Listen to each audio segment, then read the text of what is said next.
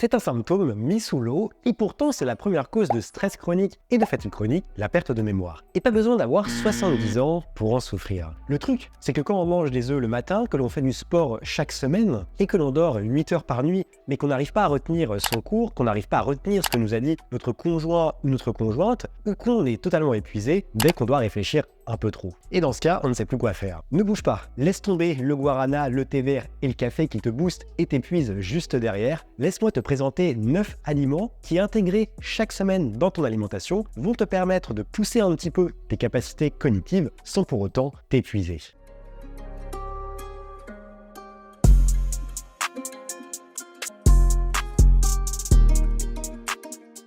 Comme à mon habitude, j'aime bien aller en profondeur dans les sujets et on va donc commencer cette vidéo par voir quelles sont les principales causes de troubles cognitifs. Mais juste avant ça, laisse-moi te rappeler 2 petites choses. Si justement tu souhaites booster tes capacités cognitives mais aussi booster ta vitalité, avoir beaucoup plus d'énergie au quotidien sans devoir prendre des tonnes de compléments alimentaires, dans ce cas-là, je te propose un e-book de petit déjeuner gratuit où tu retrouves 5 recettes de petit déjeuner sucré et 5 recettes de petit déjeuner salé. C'est totalement gratuit, dizaines de recettes que tu pourras utiliser dès ce soir et dès demain matin pour te faire de bons petits déjeuners. Donc tu as cette ressource accessible juste en bas dans la description de cette vidéo. Et si tu souhaites me poser une question justement pour rééquilibrer ton alimentation afin d'avoir plus d'énergie, retrouver tes capacités cognitives, tes capacités d'apprentissage et surtout avoir plus d'énergie au quotidien. Dans ce cas-là, je propose des appels découvertes de 30 minutes. J'en propose une dizaine par mois, donc les places se font chères. Donc si tu souhaites m'avoir au téléphone de manière totalement gratuite pendant 30 minutes, tu peux également réserver un créneau. Je te laisse mon calendrier en ligne juste en bas.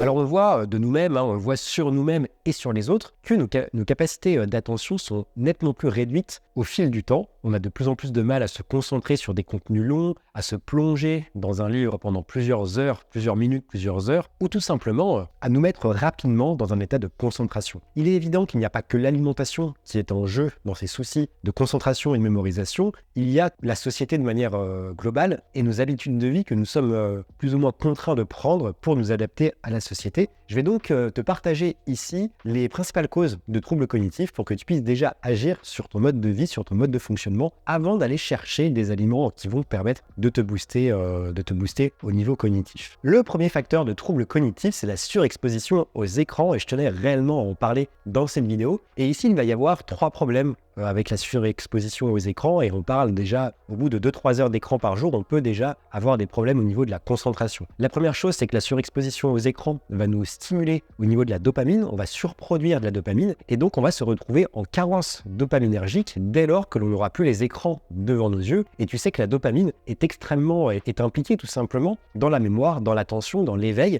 Donc dès lors que l'on va en manquer, on va avoir plus de difficultés à se concentrer sur une tâche. Une autre chose, une étude a été faite aux États-Unis, une étude appelée Adolescent Brain Cognitive Development. C'est une cohorte, donc un ensemble, une étude sur une grande masse de population. On a suivi 10 000 enfants âgés de 9 à 10 ans pendant 10 ans. Et on s'est rendu compte que les enfants qui passaient plus de 7 heures par jour, et chez les enfants c'est plutôt courant, surtout à cet âge-là où on commence à avoir un téléphone, on commence à avoir une console, etc. Donc ces enfants de 9 à 10 ans ont été suivis pendant 10 ans, et on s'est rendu compte que les enfants qui passaient plus de 7 heures sur les écrans avaient une réduction de leur cortex, et on sait que le cortex est également impliqué dans la mémoire à court terme. Et pour finir, on sait également que les écrans vont produire de la lumière bleue et on sait que cette lumière bleue est déjà problématique pour la glande pinéale qui produit la mélatonine, mais c'est aussi un stimulant qui va perturber l'équilibre des neurotransmetteurs et donc également impacter les capacités de concentration et de mémorisation.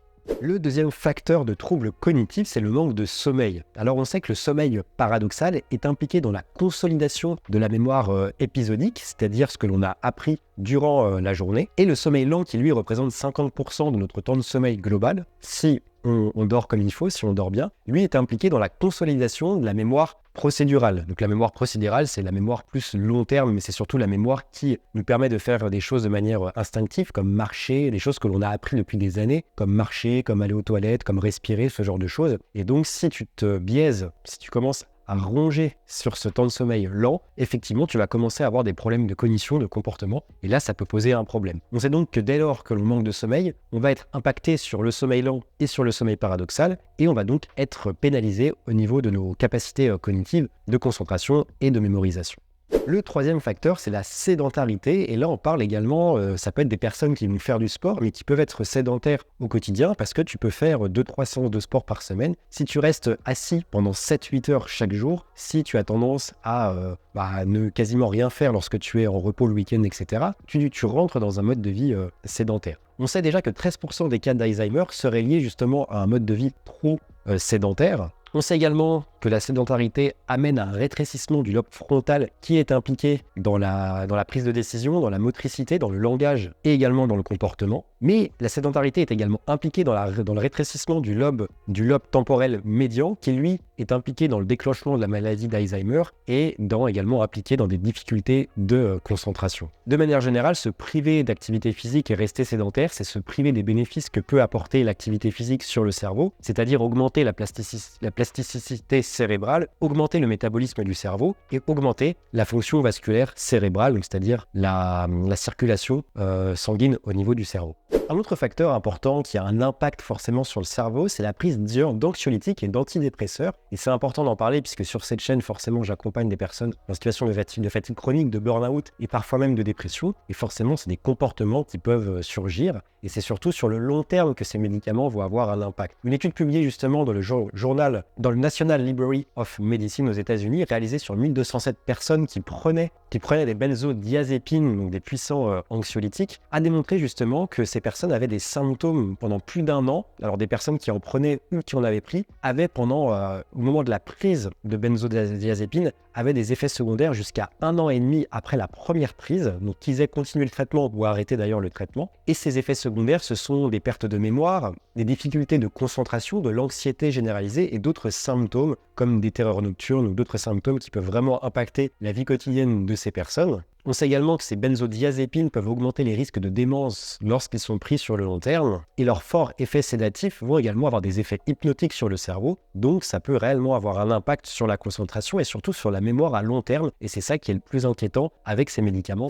Un autre facteur de troubles cognitifs, et là c'est quelque chose où on ne peut pas forcément faire grand chose parce qu'on est avec, on va dire, après on peut prendre des traitements ou avoir des comportements qui peuvent aider. Il s'agit du TDAH, donc du trouble de l'attention avec ou sans hyperactivité, et de nombreux psychologues américains ont travaillé sur le sujet à partir des années 90, donc c'est assez récent. Je pense notamment à Larson ou à Barclay, des psychologues de renom aux États-Unis qui ont fait de nombreuses études sur le TDAH, enfin sur le lien en tout cas entre TDAH et troubles de la mémoire et de l'attention. Les personnes atteintes de TDAH ont plus de difficultés à contrôler, réguler et retenir une information sur le court terme, donc c'est-à-dire relative à une tâche. C'est surtout la mémoire à court terme en fait qui va flancher, donc ce sont des choses très simples comme par exemple laisser une porte ouverte, oublier de refermer une porte, ne plus savoir où on a posé ses clés, oublier où est garée sa voiture. C'est ce genre de choses que les personnes atteintes de TDAH vont avoir du mal justement à retenir. C'est donc plus la mémoire à court terme qui est impactée. Donc on parle de la mémoire épisodique et non de la mémoire procédurale. Là, on va rentrer un peu plus dans la nutrition, mais le prédiabète et les carences nutritionnelles peuvent évidemment impacter la mémoire. Alors là, il y a deux choses à retenir, notamment sur la glycémie. La première chose, c'est que l'excès de sucre peut perturber l'équilibre des neurotransmetteurs en créant une surproduction, une sursynthèse des neurotransmetteurs excitateurs plutôt qu'inhibiteurs. Donc on va tout le temps être excité, tout le temps être nerveux, et forcément on va avoir du mal à se concentrer sur une tâche. Et l'excès de sucre dans le sang va également créer des micro-lésions au niveau des vaisseaux sanguins, qui va donc entraîner des troubles de la mémoire, et de nombreuses études font également le lien entre un excès de consommation de sucre et des risques de démence. Et au niveau des carences, effectivement, plusieurs carences alimentaires peuvent mener à des problèmes de mémoire, et c'est tout l'intérêt des aliments que je vais te citer juste après. Je vais aller plus dans le détail évidemment juste après. Mais globalement, on sait qu'une carence ou un manque en vitamines du groupe B, notamment vitamine B1, en acides gras oméga 3, en choline, en magnésium, en acétylcholine, en dopamine et en sérotonine pour parler des neurotransmetteurs, tous ces manques et ces carences en ces nutriments peuvent avoir un impact sur le cerveau et sur la mémoire. Et pour terminer sur les principales sources de troubles cognitifs, évidemment qu'il y a l'anxiété et le stress chronique, et notamment l'anxiété. L'anxiété va avoir un impact sur la mémoire à court terme dû à un déficit d'attention, mais elle va aussi attaquer la mémoire spatiale, c'est-à-dire la mémoire des lieux et des objets. On va plus savoir où on a posé un objet, si on a vraiment fermé notre porte de notre appartement à clé, si on a noté la prise d'un rendez-vous. C'est vraiment la mémoire spatiale qui va être impactée par l'anxiété notamment. Et des études sur des rats ont également démontré que le stress et l'excès de cortisol, notamment engendré par le stress, va réduire le nombre de synapses. Les synapses, ce sont ce qui crée des liens entre les neurones et c'est par là qu'est transmise l'information entre les neurones. Et ça va également diminuer la synthèse des neurones qui vont être à l'origine du traitement de l'information et ça va empêcher le développement de nouveaux neurones également. Donc on voit que le cortisol a réellement un impact sur notre capacité, sur nos capacités neuronales. Il est temps maintenant de parler nutrition et de cerveau. Je vais donc te partager la liste des 9 aliments qui peuvent booster tes capacités de mémoire et de concentration. Mais juste avant, il est quand même important, et vous trouvez que c'était quand même important d'en parler, de parler des principales erreurs qui peuvent freiner tes capacités cognitives et surtout ces erreurs à éviter pour préserver un maximum ton cerveau de l'oxydation, de la perte de mémoire, de la rétrécissement du cortex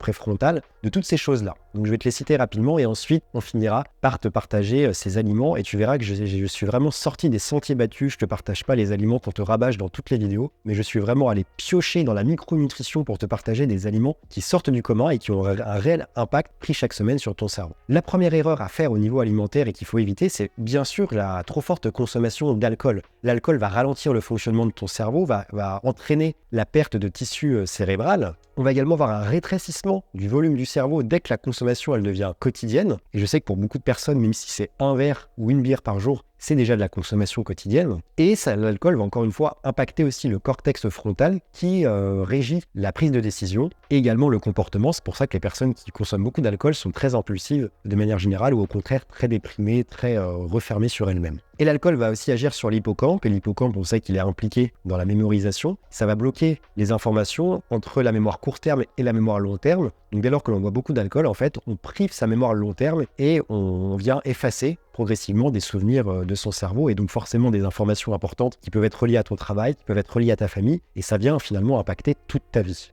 Une autre erreur alimentaire, c'est l'excès de graisses saturées. Alors, ce qu'on dit beaucoup moins avec les graisses saturées, c'est que ces graisses saturées, elles vont venir rigidifier la paroi des axones. Donc, les axones, c'est ce qui entoure les synapses, donc ce qui est entre deux neurones. Et ça va bloquer finalement ou complexifier la transmission des informations entre les neurones, contrairement aux oméga 3 qui, eux, vont venir fluidifier la transmission entre les neurones, d'où c'est pour ça qu'on te dit de plutôt consommer des graisses insaturées plutôt que des graisses saturées pour préserver ton cerveau. On sait également que ces graisses saturées en excès, évidemment, vont augmenter l'inflammation au niveau du cerveau, parce que pas que au niveau du corps, mais aussi au niveau du cerveau, et tu as plus de risques de développer une résistance à l'insuline. On sait aussi que ces graisses saturées vont perturber les hormones de la faim, et notamment la dopamine, c'est-à-dire que lorsqu'on consomme trop de graisses saturées, on devient finalement résistant à la dopamine, donc on devient dépendant déjà à la dopamine et ensuite résistant à la dopamine, c'est-à-dire que finalement on aura beaucoup plus de mal à venir synthétiser la dopamine naturellement, ce qui va forcément impacter notre motivation, notre impact, notre volonté de réaliser des tâches et de se concentrer. En parlant d'excès, c'est la même chose avec une alimentation à indice glycémique élevé et composée majoritairement, excessivement en fait de sucre rapide. Donc les sucres rapides, c'est même le miel, les bananes, les fruits, ça c'est du sucre rapide. Mais après, ça va surtout être le saccharose qu'on va mettre dans les gâteaux, dans le café, toutes ces choses-là. Puis après, les biscuits, les brioches, ce genre de choses qui contiennent beaucoup de sucre rapide et même certains aliments salés. Hein. On a beaucoup aussi dans certaines préparations industrielles salées de ces sucres rapides. Le problème, en fait, il est quasiment le même qu'avec les graisses saturées au niveau de la dopamine déjà, parce qu'on va venir, ces sucres rapides vont venir surstimuler les circuits de récompense et donc créer à terme une carence en dopamine, ce qui va nous impacter au niveau de la concentration, de la motivation, etc. Et le problème finalement avec ces sucres, principalement, ces pics de glycémie, c'est surtout l'impact énergétique induit, c'est-à-dire les hypoglycémies réactionnelles qui vont en suivre et les coups de pompe qui vont survenir 1 heure, 2 heures après avoir consommé ces produits, qui va nous mener déjà à un brouillard mental et à des coups de pompe, des gros coups de barre qui vont forcément venir nous impacter au niveau cognitif. Et ça, tout le monde l'a connu au travail. Lorsqu'on a fait un gros repas, consommé un repas avec beaucoup de féculents, beaucoup de pain, et qu'on a ce fameux coup de pompe en début d'après-midi, et qu'on n'arrive plus du tout à se concentrer, qu'on est complètement avachi sur notre bureau, et qu'on se dit « mais comment est-ce que je vais terminer la journée ?»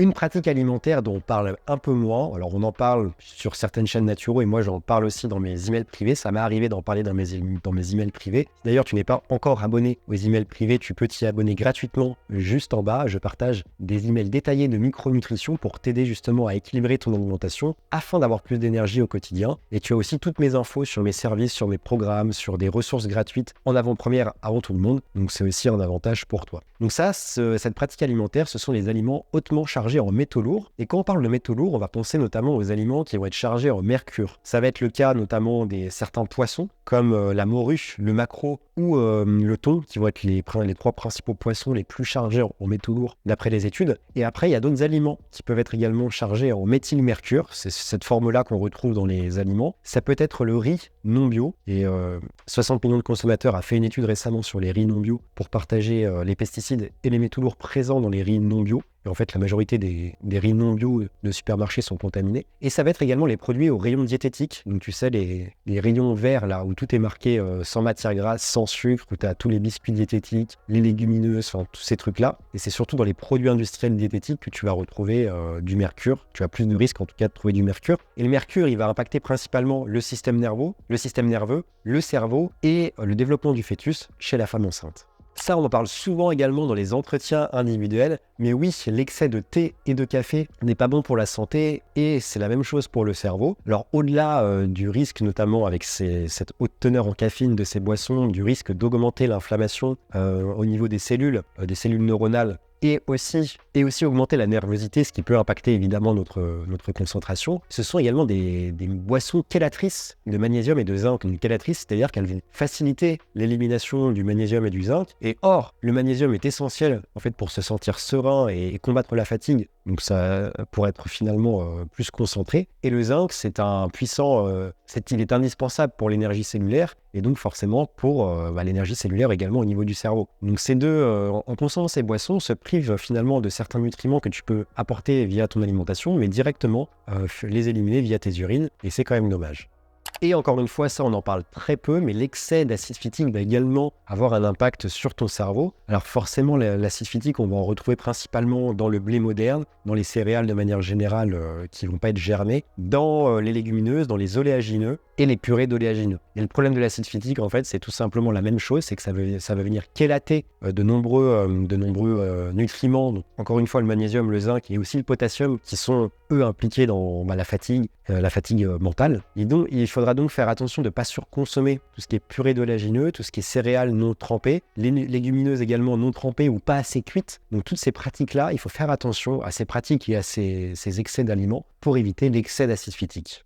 On est parti enfin pour te partager cette liste des 9 aliments qui vont te permettre de booster naturellement ta mémoire sans effets secondaires comme peuvent avoir d'autres plantes ou d'autres aliments à base de caféine ou des plantes qui vont justement te stimuler puis derrière te entraîner un bout de pont. Ce n'est pas le cas de ces 9 aliments. Si tu vas le voir, je vais t'expliquer à chaque fois en termes de micronutrition pourquoi ils sont intéressants. Et ce sont des aliments dont on parle peu au final dans les fameuses listes souvent qu'on te propose. Le premier aliment, c'est donc l'huile de coco. Ce qui est donc intéressant avec l'huile de coco, et si tu veux vraiment en savoir plus sur l'huile de coco, j'ai fait une vidéo assez récemment, au mois de février. On est actuellement au mois de mai, j'en ai fait une donc au mois de février, voire même mars peut-être, sur l'huile de coco que je te remets dans un coin. Et l'huile de coco, comme je le disais dans cette vidéo, elle contient des acides gras à chaîne moyenne qui vont faire en sorte que le foie va convertir ces acides gras à chaîne moyenne en cétones. Et les cétones sont une source d'énergie rapidement et facilement utilisée par le cerveau. Le cerveau est assez friand de cette source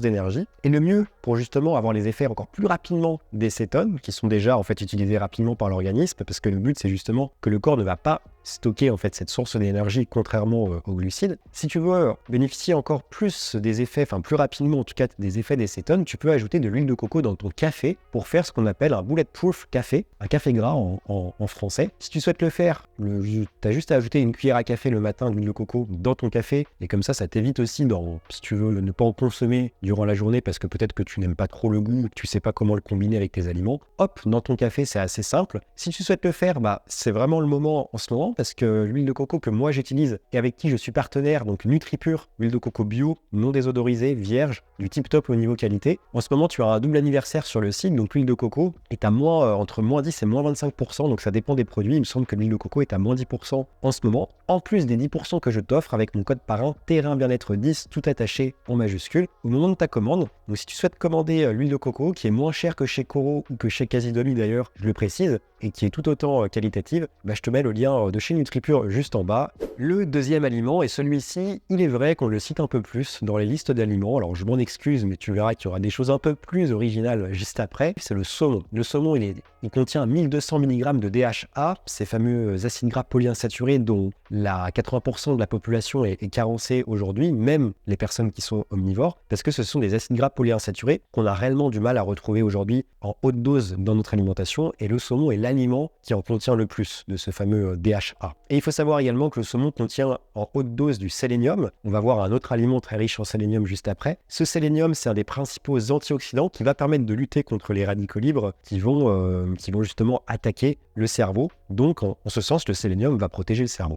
Et justement, en parlant de sélénium, le troisième aliment que je te recommande, ce sont les noix de macadamia. C'est tout simplement, cette fois-ci, l'aliment qui contient le plus de sélénium, puisque tu vas retrouver 1,1 microgramme de sélénium pour 100 grammes de noix de macadamia. Donc, ce qui veut dire, concrètement, que pour 10 noix de macadamia que tu vas consommer, même un tout petit peu moins, pour atteindre les 10 grammes, 10 noix de macadamia correspondent à 200% de tes apports journaliers en sélénium. Donc, c'est-à-dire qu'à côté, tu n'as plus besoin de te prendre la tête, tu as déjà plus que ce que tu ne devrais avoir au niveau du sélénium. Le quatrième aliment, c'est l'œuf. Alors, c'est vrai que l'œuf, on en parle beaucoup dans le milieu sportif pour les protéines, mais au niveau du cerveau, il est aussi très intéressant pour deux choses. Pour sa présence en choline, qui est la choline, on peut dire les deux. La choline qui va donc être impliquée dans la mémoire et la concentration pour une simple et bonne raison que la choline permet la synthèse d'un neurotransmetteur impliqué dans la mémoire et l'apprentissage bien loin devant la dopamine, qui est l'acétylcholine. Et donc, il faut apporter de la choline. Or, la choline, on le retrouve principalement dans le jaune de l'œuf et dans les acides gras du soja. Et ensuite, on en retrouve dans quasiment aucun aliment. D'où l'intérêt de consommer des œufs pour venir booster ta production d'acétylcholine. Et l'œuf contient également un acide aminé qui est la méthionine et qui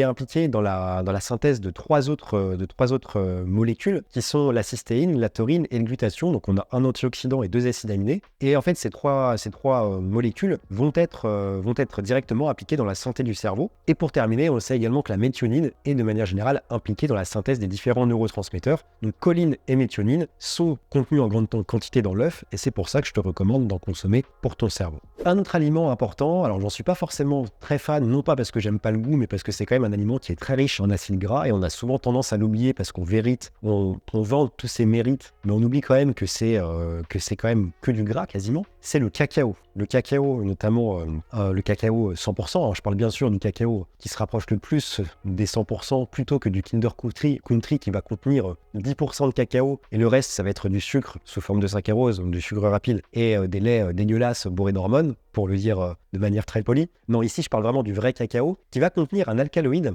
qu'on appelle la théobromine et cette théobromine va permettre la synthèse d'une hormone stimulante qui est l'épinéphrine et c'est cette hormone stimulante que l'on va rechercher justement pour ces effets qui vont permettre de booster les fonctions cognitives et qui ne vont pas forcément avoir les effets secondaires qu'on peut avoir avec le café. Même si c'est quand même une hormone qui se rapproche finalement de la caféine parce qu'elle va aussi bloquer les récepteurs à adénosine, mais on n'aura pas les effets stimulants que va avoir la caféine. Et on sait également que le cacao, parce qu'on l'utilise énormément pour ça aussi, pour se réconforter, va booster la synthèse des endorphines et de la sérotonine qui vont permettre un meilleur bien-être physique et mental. Et donc forcément, plus on se sent serein, plus on se sent calme, plus on est à même de se concentrer et de mémoriser les informations.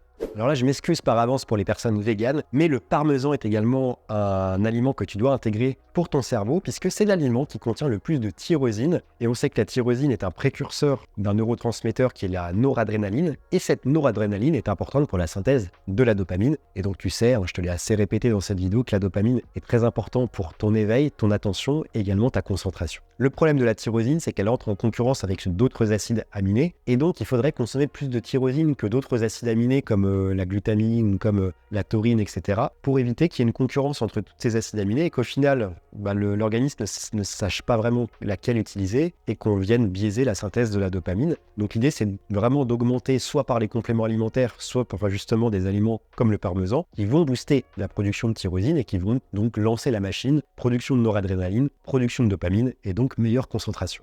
Alors là, je sais que je vais faire grincer des dents beaucoup de personnes, mais le tofu est également un aliment que je te conseille. Alors au-delà de sa haute teneur en protéines et en oméga 3 qui vont aussi avoir un impact sur le cerveau, Le tofu contient des lécithines dues en fait au soja, ce qu'on appelle les lécithines de soja. Et ces lécithines vont permettre une meilleure assimilation de l'acétylcholine, neurotransmetteur très très important pour la concentration. Tu te souviens de ce que je viens de dire. Et donc c'est très important en fait de venir consommer des lécithines pour une meilleure assimilation de l'acétylcholine au niveau de la barrière hématocéphalique, c'est-à-dire la barrière en fait, qu'il y a entre notre cerveau et la circulation sanguine. Mais il faut que les nutriments puissent passer cette barrière hématocéphalique. Et donc le fait de consommer des lécithines permet une meilleure assimilation, une meilleure transmission justement des nutriments via cette barrière hématocéphalique. Et le truc, c'est qu'avec l'âge, en fait, les nutriments ont de plus en plus de mal à venir passer cette barrière, d'où l'importance de consommer des aliments riches en lécithine. La gelée royale également, que je te conseille pour sa haute teneur en vitamine B6. 80% de la population est carencée en vitamine B6 et de manière générale en vitamine du groupe B. Pourtant, les vitamines du groupe B, dont la vitamine B6, sont vraiment indispensables pour la fabrication des neurotransmetteurs et l'assimilation du magnésium, qui eux deux vont jouer un rôle en fait dans la concentration et la fatigue mentale. Et de manière générale, les vitamines du groupe B, peut-être que tu le sais parce que tu t'es peut-être déjà complémenté en ces vitamines, sont le moteur du système nerveux. Donc dès lors que l'on en manque, on est beaucoup plus fatigué, beaucoup plus anxieux, beaucoup plus irritable. Et c'est souvent pour cette raison qu'on associe vitamine B et magnésium. Et ça, c'est un aliment que j'affectionne énormément, j'en consomme tous les matins. Et j'adore parce qu'en fait, c'est vraiment un aliment qui est un peu controversé, où on te dit il ne faut pas en consommer, ça fait grossir, etc. Ce sont les pommes de terre. Et les pommes de terre ici, elles nous intéressent également pour leur teneur en lithium. Alors évidemment, il faut que tu prennes des pommes de terre qui sont voilà, couleur pomme de terre, donc une couleur plutôt jaunâtre. Éviter les pommes de terre qui vont être verdâtres, donc avec des taches un petit peu vertes par moment, puisque ça traduit la présence de solanine. Et là, la solanine est un toxique pour le corps de manière générale et aussi pour le cerveau. Donc fais attention à consommer des pommes de terre qui ne sont pas en train de germer et qui vont donc ne pas avoir de taches vertes. Si tu les consommes assez à maturité sans germes et sans taches vertes, là tu vas avoir du lithium. Et le lithium est très intéressant pour le comportement. Récemment, c'est assez récent, les études sur le lithium démontrent justement, depuis une cinquantaine d'années, on prescrit justement du lithium pour les personnes qui souffrent de troubles bipolaires et de dépression, puisque le lithium, d'après les dernières études, permet de réduire les comportements compulsifs et les variations de tonus également, d'où l'importance de consommer des pommes de terre. Je ne peux pas terminer cette vidéo sans te parler du pouvoir des plantes pour booster ta mémoire en cas d'événement important, lorsque tu souhaites justement booster ta mémoire de manière rapide, parce qu'il est vrai que l'alimentation peut avoir un fort impact sur ta mémoire. Le truc, c'est que quand on accumule des années de stress, de fatigue et de carence, et ben l'alimentation peut prendre un certain temps pour agir, ça peut prendre 2 semaines, 3 semaines, voire 1 mois, pour vraiment avoir des résultats sur tes capacités de concentration, sur ta mémoire, sur la fatigue mentale également. Donc ça peut quand même être un frein, parce qu'on est amené dans la vie finalement à avoir des événements où on a besoin d'un boost rapide au niveau de nos capacités intellectuelles, que ça soit pour un projet professionnel, que ça soit pour des examens au niveau des cours, je pense notamment aux étudiants, et même pour des choses plus personnelles, comme des événements comme un voyage, comme ce genre de choses qui peuvent nous demander une attention particulière. Et là, on va avoir besoin justement de quelque chose de rapide. Et les plantes peuvent justement permettre d'avoir un effet rapide sans pour autant avoir les effets secondaires que peuvent apporter d'autres molécules psychostimulantes, comme le café, le guarana, le thé vert, etc., qui peuvent justement avoir des effets secondaires assez importants. J'ai justement testé le meilleur complément alimentaire à base de plantes et sans caféine lors d'une période de travail intense et soutenue. Je l'ai testé pendant presque 1 mois et j'ai vraiment ressenti les bienfaits sur mes capacités de concentration. Alors déjà que j'utilisais d'autres choses. Ce complément alimentaire, c'est le Nootropure de chez NutriPure, qui contient tout simplement une très grosse dose de tyrosine pour booster la dopamine, qui contient de la rhodiole, donc cette fameuse plante dont je te parle souvent également, qui permet de réguler le stress, donc en agissant aussi sur tes glandes surrénales. Elle contient également une plante très connue, le bacopa, qui permet de stimuler les capacités de mémorisation sur le long terme. Ce complément contient également de la citicoline, qui est le précurseur direct de l'acétylcholine, donc le fameux neurotransmetteur que tu dois chercher à booster pour également améliorer tes capacités cognitives, et également une plante de l'huperzine, qui est en plus très cher en complément alimentaire seul, qui permet aussi de booster la synthèse de l'acétylcholine. Donc tous ces nutriments et ces plantes sont condensés dans un complément alimentaire, le Nootropure, c'est le nom de ce complément, et ça va te permettre tout simplement d'utiliser le pouvoir de ces plantes pour te booster au niveau cognitif. Et comme je te le disais, c'est vraiment l'occasion parfaite, puisque NutriPure jusqu'au 31 mai propose une promotion, donc tu as jusqu'à moins 25% sur ces produits et notamment sur ce complément alimentaire. Donc si tu souhaites en faire une cure, c'est maintenant. Et en plus des moins 25%, tu as aussi moins 10% si tu n'as jamais commandé chez NutriPure avec mon code parrain Terrain Bien-être 10 qui s'affichera juste ici. Donc ce qui fait qu'en fait tu as ce complément de haute qualité qui condense tous les nutriments à haute dose dont je t'ai parlé notamment dans la liste des aliments dans cette vidéo, dans un seul complément alimentaire pour un prix qui est totalement dérisoire à l'occasion justement de ces grosses promotions. Donc encore une fois, je te laisse passer par le lien qui est dans ma description juste en bas, le lien NutriPure, et ajouter mon code promo pour commander ce complément si tu souhaites justement, si en ce moment tu as peut-être des examens, que tu sais que tu vas avoir un voyage important, que tu vas beaucoup bouger, beaucoup te fatiguer, que tu as une charge mentale importante en ce moment, ça peut également aider sur tous ces aspects-là. Il est possible que tu te dises c'est bon, j'ai une liste d'aliments avec moi, mais je sais que ça va pas être suffisant parce que tout simplement, c'est pas certains aliments qui vont booster mon alimentation et que je sais que je fais certaines erreurs au niveau alimentaire qui freinent actuellement ma mémorisation, ma concentration, etc. Et bien justement, si tu souhaites mettre le doigt, le point sur ces erreurs alimentaires que tu n'arrives pas à voir seul ou sur lesquelles tu te questionnes et tu doutes, et bien on peut en parler dans un appel découverte totalement gratuit. Je propose des appels de 30 minutes pour qu'on puisse s'entretenir tous les deux au téléphone. Donc si tu souhaites réserver ton créneau pour ce mois de mai, donc je te laisse aller voir ça et réserver ton créneau si tu es intéressé juste en bas. Je te rappelle également que je propose un e-book gratuit de recettes de petit déjeuner, 5 recettes de petit déj salé, 5 recettes de petit déj sucré hautement protéinées, encore une fois pour booster la synthèse des neurotransmetteurs et accentuer tes capacités cognitives. Encore une fois, cet e-book il est gratuit, il est disponible juste en bas. Et je termine également, je t'en ai un petit peu parlé dans cette vidéo, mais si tu souhaites avoir des infos exclusives et notamment un programme qui s'appelle Brain Power qui va te permettre de doubler et d'augmenter en seulement 21 jours tes capacités de mémorisation et également réduire la fatigue mentale grâce à une alimentation optimisée. Si tu souhaites avoir des infos en avant-première sur la sortie de ce programme qui va arriver évidemment sous peu, je dirais à la fin du mois ou au plus tard au début du mois de juin. Et si tu veux avoir les infos en avant-première et surtout des tarifs exclusifs sur ce programme avant l'ouverture grand public, je te conseille de rejoindre mes emails privés. C'est gratuit, c'est ma newsletter en quelque sorte, mais c'est quelque chose de beaucoup plus privé dans lequel je partage mon quotidien, mes inspirations, mon mode de vie. Tu es vraiment avec moi au quotidien. Moi, je te dis à la prochaine. N'hésite pas à t'abonner à cette chaîne YouTube, à laisser ton pouce bleu pour soutenir mon travail. Et comme d'habitude, reste au vert.